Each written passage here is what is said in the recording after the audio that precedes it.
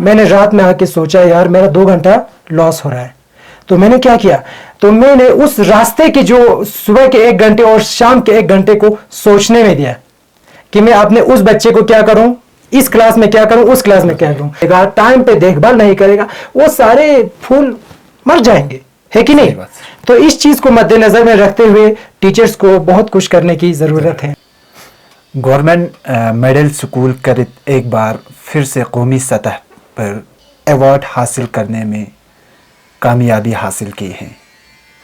साल 2022-23 में कौमी सतह पर कुल 46 टीचर ने बेस्ट अवार्ड हासिल की है, जिसमें से एक कारगिल लद्दाख से मास्टर मोहम्मद जाबिर अभी हमारे साथ मौजूद है।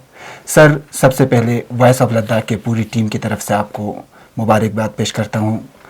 सर, अभी आपको कैसा फीलिंग आ रहा है सर इस अवार्ड को लेके? जी जी, बहुत बहुत शुक्रिया आपका। बिस्मिल्लाहिर्रहमानिर्रहीम। सारी तारीफ़ें अल्लाह के लिए, दुरूद और सलाम मोहम्मद वाले मोहम्मद पर। सबसे पहले मुझे आपके स्टूडियो में बुलाने के लिए वॉइस ऑफ लद्दाख का शुक्रिया अदा करना चाहता हूं कि आपने मुझे इस काबिल समझा कि आपने स्टूडियो में बुलाया ताकि मैं कुछ बातें शेयर कर सकूं आपके व्यूवर्स के साथ। Thank you sir. आपने कहा कि मुझे क्या फीलिंग हो रहा है, ठीक है। तो फीलिंग तो मुझे ऐसा हो रहा है कि मैं खुद आज अवार्ड से ज़्यादा 2 और चीज़ों पे खुश हूँ। मैं इस चीज़ पे खुश हूँ कि जो डिस्ट्रिक्ट लेवल के सिलेक्शन कमेटी है और स्टेट लेवल के सिलेक्शन कमेटी है, उनके जजमेंट पे खुश हूँ। उन्होंने सही फैसला दिया, मेरे साथ इंसाफ हुआ। मैंने काफ़ी स्ट्रगल किया था ज़िंदगी में, मतलब बहुत सारे चीज़ों को किया था। इन सारों को इन्होंने कंसीडर किया, इन सारी चीज़ों को कंसीडर किया और मुझे आगे मतलब नेशनल जूरी के पास मेरे नाम को यहाँ से अप्रूव करके दिया। तो मैं सबसे पहले अपने डिस्ट्रिक्ट सिलेक्शन कमेटी और स्टेट सिलेक्शन कमेटी, जिसका chairperson commissioner secretary for higher education madam Padma Mahmood था, हाँ, तो उनके इस बेहतरीन डिसीजन पे मैं उनको सल्यूट करता हूँ। और दूसरी बात, मैं इस चीज़ पे फख्र करता हूँ कि यहाँ पे लद्दाख के अंदर सही जजमेंट्स आते हैं, सही फैसला आते हैं। और दूसरी बात जब मैं वहाँ पे एनसीईआरटी और मिनिस्ट्री ऑफ एजुकेशन के टॉप क्लास के हाई लेवल के उनके जजेस के साथ इंटरव्यू दे रहा था और उनके साथ प्रेजेंटेशन दे रहा था, तो वो लोग बहुत खुश हो गए क्योंकि मेरे पास रिसर्च पेपर्स थे। मेरे रिसर्च पेपर्स उन्होंने देखा, फिर उसके बाद लास्ट में मैंने अपने सारे इनोवेशंस के बारे में बताया, तो वो लोग बहुत खुश हो गए। लास्ट में उन्होंने मुझे एक सजेशन दिया, देखिए आप जो भी कर रहे हैं स्कूल के अंदर, all those things are great, हाँ, आपको क्या करना है, जितने भी आप जो कुछ आप कर रहे हैं स्कूल के अंदर, उन सारी चीजों को आप लिखते रखो सो दैट कमिंग जनरेशन को भी फायदा हो जाए। तो इस चीज पे मैं फख्र महसूस कर रहा हूँ। अवार्ड से ज्यादा मुझे इस चीज पे फख्र महसूस हो रहा है। तो मैं आज ऐसा ही फीलिंग महसूस कर रहा हूँ। आपके जो स्टडीज है, जो प्रोफेशन है, आप इसको किस तरह से देखते हैं सर? आपको मुझे अपने स्टडी के बारे में पूछना है। जी, देखिए मैं एक गवर्नमेंट स्कूल का प्रोडक्ट हूँ, ठीक है ना, ये बात बिल्कुल क्लियर है। मैं गवर्नमेंट स्कूल से ही आया हूँ। मेरा प्राइमरी एजुकेशन वहाँ फोकर में हुआ था। वहाँ पे गवर्नमेंट मिडिल स्कूल करम्बा था, गवर्नमेंट प्राइमरी स्कूल करम्बा था उस वक्त। मैं वहाँ पे बैठते थे अपने नाना के पास, ठीक है ना। तो उसके बाद मैं हाई स्कूल पशकुम पे मैंने वहाँ से मैट्रिकुलेट किया। फिर बॉयज़ हाई सेकेंडरी से मैंने ये कर लिया, क्या बोलते हैं, 10+2 कर लिया। उसके बाद मैंने क्या किया, मैंने कश्मीर यूनिवर्सिटी के साथ प्राइवेट रजिस्ट्रेशन किया। तो वहाँ से मैंने कश्मीर यूनिवर्सिटी से डायरेक्ट मैंने बीए किया था। फिर उसके बाद आफ्टर दैट मैंने एमए किया मौलाना आज़ाद नेशनल उर्दू यूनिवर्सिटी से। फिर मैंने जयपुर नेशनल यूनिवर्सिटी से एमफिल किया। फिर उसके बाद उसी बीच में मैंने कश्मीर यूनिवर्सिटी से बीएड भी किया, एमएड भी किया। मैं आपको बताऊंगा कि कौन सा डिस्टेंस में है। बीएड भी किया, एमएड भी किया। फिर उसके बाद मेरा हुआ 2013 में यूजीसी नेट क्रैक हुआ एजुकेशन सब्जेक्ट के अंदर। फिर 2018 में मेरा जेके सेट इन इंग्लिश हुआ। इसी तरह से और क्वालिफिकेशन के अगर अब इन सारे क्वालिफिकेशंस में जो कॉम्पिटिटिव एग्जाम्स थे वो तो ऑल इंडिया लेवल के होते हैं। अब बाकी जो प्रोफेशनल एंड एकेडमिक क्वालिफिकेशंस की बात करें तो इनमें से 50%, 60% ऑलमोस्ट डिस्टेंस था और 40% ही रेगुलर था। जो रेगुलर कोर्स मैंने किए हैं वो स्टडी लीव पे किया है। तो हम जयपुर जाके हमने वहाँ से एमफिल किया था। और स्टडी के बारे में एक बात और बताऊंगा कि रीजनल इंस्टीट्यूट ऑफ चंडीगढ़ जो है ना, रीजनल इंस्टीट्यूट ऑफ चंडीगढ़ का एक बेहतरीन कोर्स है नॉर्थ इंडिया के अंदर टीचर्स के लिए, उसको कहते हैं post graduate certificate in teaching of English. उस post graduate in certificate in teaching of English में नॉर्थ इंडिया के हम बहुत सारे टीचर्स थे, उनमें से मैं फर्स्ट पोजीशन रहा हूँ जी। सर जी, खासकर जो आपके टीचिंग मेथड है सर, जो पढ़ाने का तरीका है सर, दूसरे टीचरों से बिल्कुल मुख्तलिफ है सर, जिसके वजह से आपको ये अवार्ड नवाजा गया सर। आप इसके बारे में थोड़ा ब्रीफली बता दीजिए सर। वो इसलिए कि मैं दूसरे टीचरों से मुख्तलिफ ही बैठता हूँ। जहाँ कहीं भी मैं बैठता हूँ मैं दूसरे टीचरों से डिफरेंट लगता है। मैं बस में होगा तो मैं खुद अलग लगेगा, आपको दूसरे लोग अलग लगेंगे। अगर आप ऑब्जर्वेशन के लिए आ जाए, अगर मैं एक रूम के अंदर होगा तो मैं कुछ अलग लगेगा, दूसरे लोग अलग लगेंगे। वो क्यों? देखो मैं मिसाल देता हूँ आपको। मेरे मैं जब स्कूल के लिए बस में निकलता हूँ तो घर से स्कूल पहुंचते समय पहुंचते मुझे 1 घंटा लग जाते। सुबह 1 घंटा, शाम को 1 घंटा। मैंने रात में आके सोचा यार मेरा 2 घंटा लॉस हो रहा है। तो मैंने क्या किया, तो मैंने उस रास्ते के जो सुबह के 1 घंटे और शाम के 1 घंटे को सोचने में दिया कि मैं अपने उस बच्चे को क्या करूं, इस क्लास में क्या करूं, उस क्लास में क्या करूं।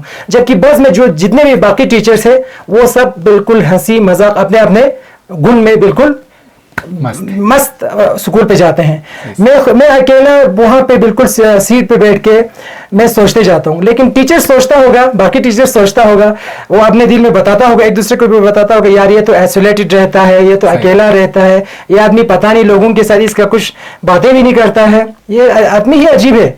लोग ऐसा महसूस करते हैं मुझे। लेकिन कभी ऐसा नहीं समझना, अगर कहीं जगह पे आपको कोई डिफरेंट आदमी लगेगा तो उसके दिमाग में कुछ और चल रहा होगा। सही बात सर। हाँ, सभी के दिमाग में कुछ और चल रहा होगा, उसके दिमाग में कुछ और चल रहा होगा। That's why he is looking a different person.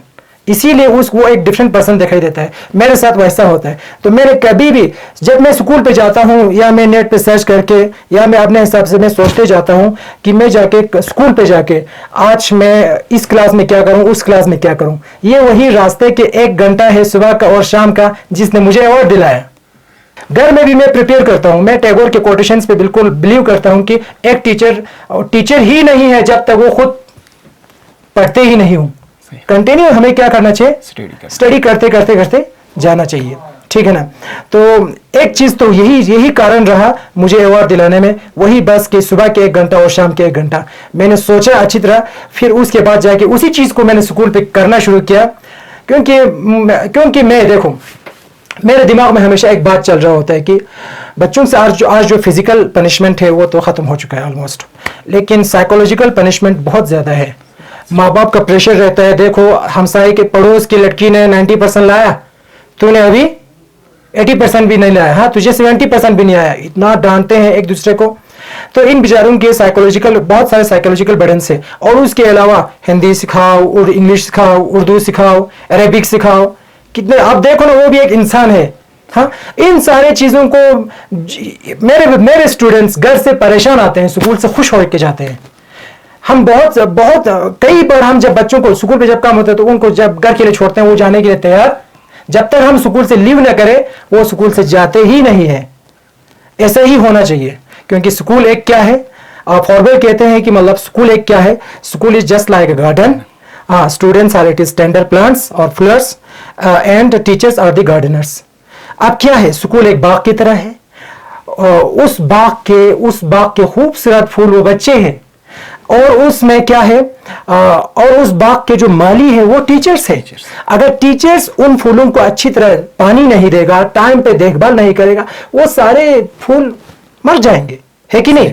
तो इस चीज को मद्देनजर में रखते हुए टीचर्स को बहुत कुछ करने की जरूरत है। दूसरी बात, जिस चीज ने मुझे अवार्ड दिलाया वो मेरा रिसर्च पेपर्स है। रिसर्च पेपर्स मेरा अभी तक 6-7 पब्लिश हो चुके हैं नेशनल एंड इंटरनेशनल जर्नल्स में। तो रिसर्च पेपर्स में क्या हुआ एक्चुअली, और उनमें से सबसे एक इफेक्टिव रिसर्च पेपर रहा वो क्या रहा, दिसंबर 2021 में मेरा एक रिसर्च पेपर था जो पब्लिश हुआ था मिनिस्ट्री ऑफ एजुकेशन के ही जर्नल में, जो बहुत ही हाईली मतलब रिप्यूटेड कंसिडर करते हैं। मिनिस्ट्री ऑफ एजुकेशन का एक जर्नल है, वो मतलब टीचिंग से रिलेटेड है, और वो जर्नल, उस जर्नल की देख रेख करते हैं एनसीईआरटी और CIET, वो सब करते हैं। तो उस जर्नल में मेरा पेपर पब्लिश हुआ, मैंने सबसे पहले उसी चीज को रखा जब प्रेजेंटेशन के समय, तो वो लोग बहुत इंप्रेस हो गए, क्योंकि उस जर्नल में पेपर पब्लिश होने के लिए कम से कम 30-40 प्रोफेसर उसका वो रिव्यू करते हैं, डबल रिव्यू करते हैं, और वो UGC कैट लिस्टेड भी था, और वो बहुत हाईली रिप्यूटेड भी था। और उसमें, और पता है उसमें जितने भी बाकी पेपर्स हैं वो सारे प्रोफेसर्स के हैं, यूनिवर्सिटीज और कॉलेज के। I am the only teacher there. Sir ठीक है ना सर। तो ऐसी बातें हैं जिनकी वजह से मुझे अवार्ड में थोड़ा सा पुश मिल गया। सर जी, क्या इस अवार्ड के अलावा आपको कुछ अवार्डों से नवाजा गया क्या? बहुत सारे हैं। देखिए बात ऐसा है, अवार्ड तो बहुत सारे हर किस्म के अवार्ड होते हैं, लेकिन लोग तो आजकल हमारे उसी को अवार्ड मानते हैं जिसमें पैसा हो। लेकिन मैं तो वैसे भी, मैं तो एक खता को भी अवार्ड मानता हूँ, ठीक है। क्योंकि मैं आपको अगर एक खता लगे पहनाए तो मेरी तरफ से आपको एक अवार्ड हुआ, एक शाबाशी हुआ। तो अवार्ड ये होता है, अवार्ड और प्राइस में फर्क होता है। प्राइस कुछ अलग है, अवार्ड कुछ अलग है। अब देखिए इसमें अवार्ड तो बहुत सारे अवार्ड है, जैसे कि UGC नेट का क्रैक होना ये खुद एक अवार्ड है, वहाँ पे अवार्ड लिख के होते हैं। JK सेट का क्रैक होना ये खुद एक अवार्ड है। और मैं खुद अवार्ड समझता हूं कि देखो, रीजनल इंस्टीट्यूट ऑफ इंग्लिश 1963 में एस्टेब्लिश हुआ था, वहां से लेकर 2021 तक तकरीबन 114 बैचेस उसके चले गए।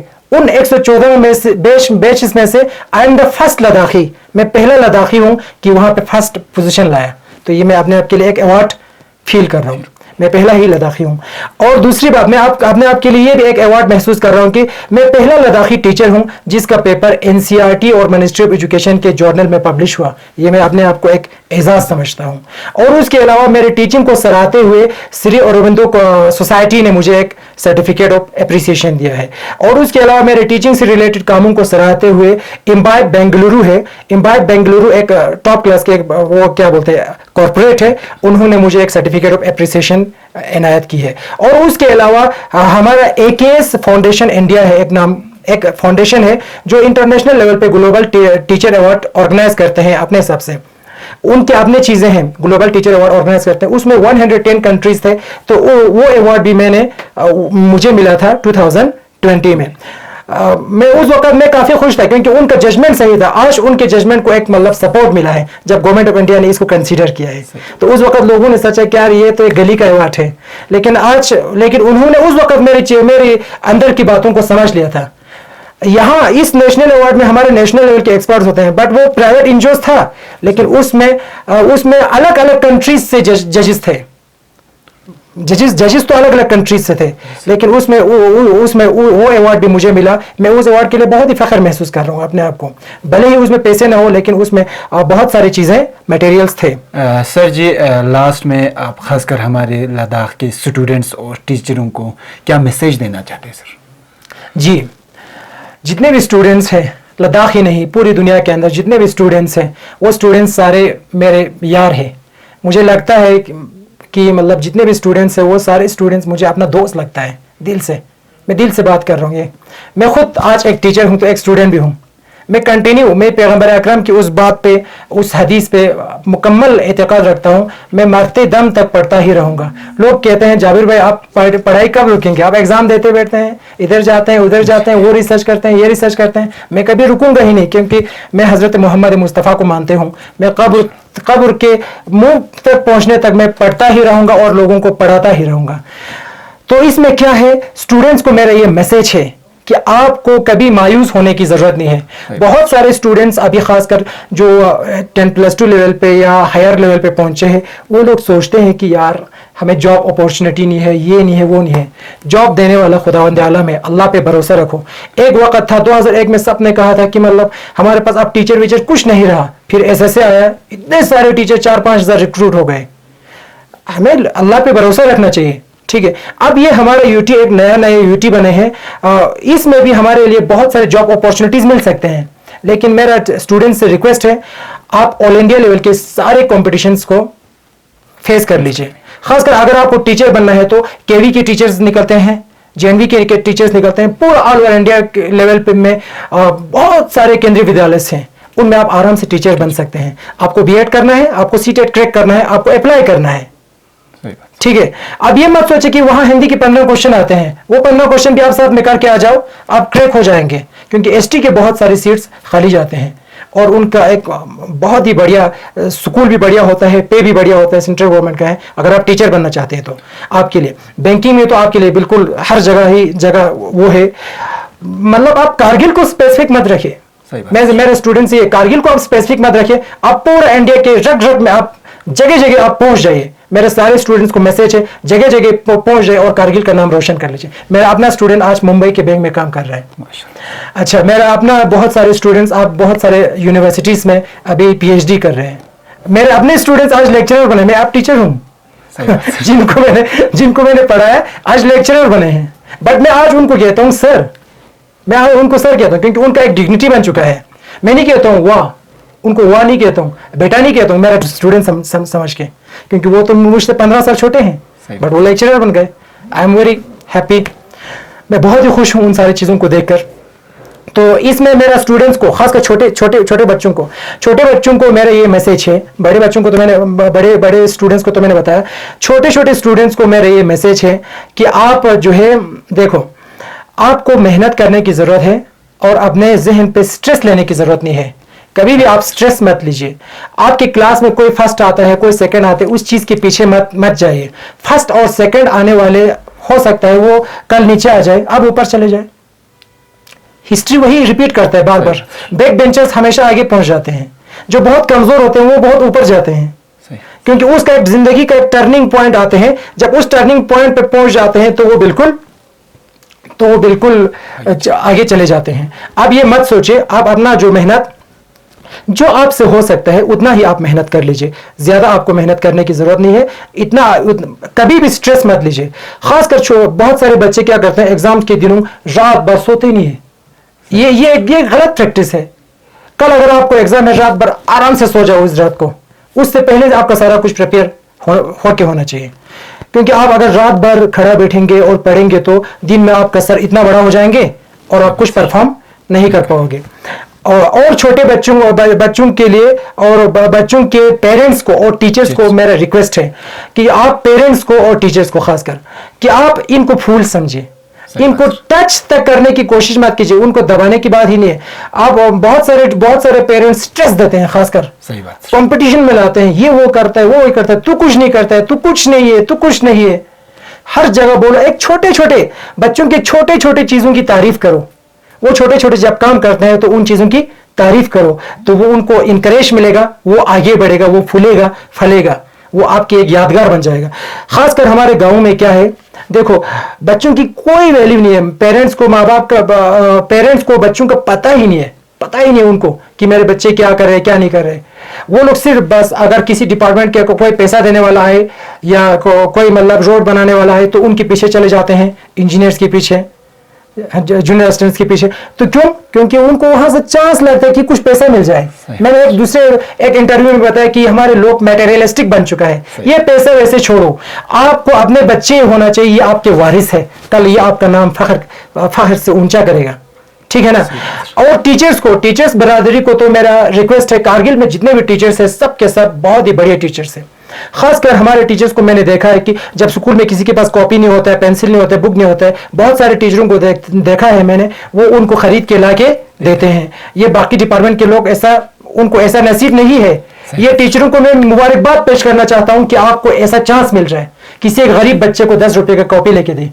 वो एक इंजीनियर जो पीडब्ल्यूडी के हेड ऑफिस में बैठा है, उसके नसीब में वो लिखा नहीं है, उसके पास पैसा है, बट वो 10 रुपए की कॉपी किसी को ला के दे नहीं सकता, क्योंकि उसको चांस नहीं मिल रहा है।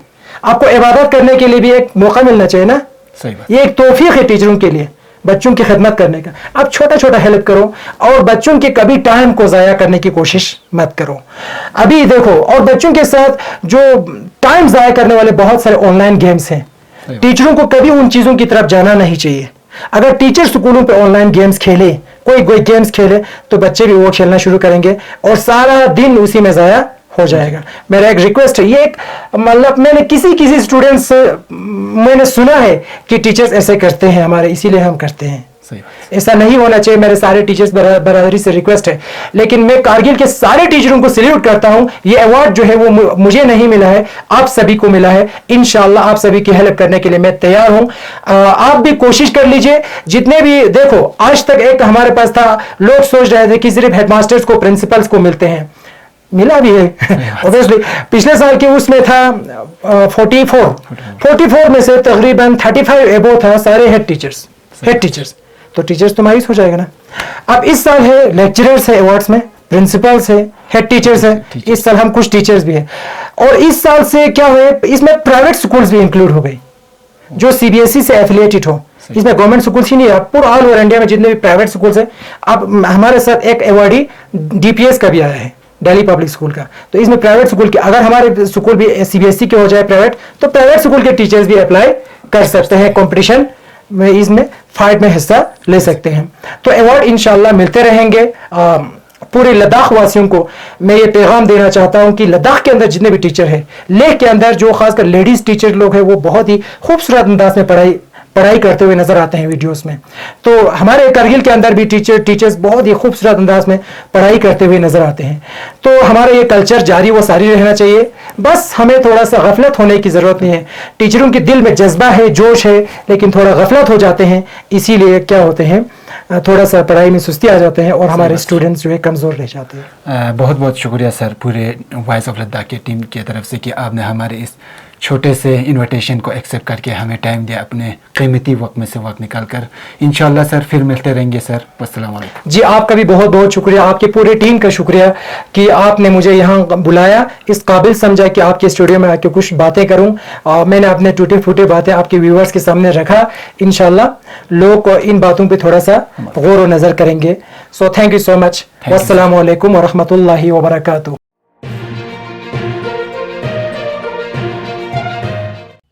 मकामी, कौमी और बैनुल-अक़वामी ख़बरों से बाखबर रहने के लिए चैनल को लाइक, शेयर और सब्सक्राइब करें। साथ ही बेल आइकन दबाना न भूलें।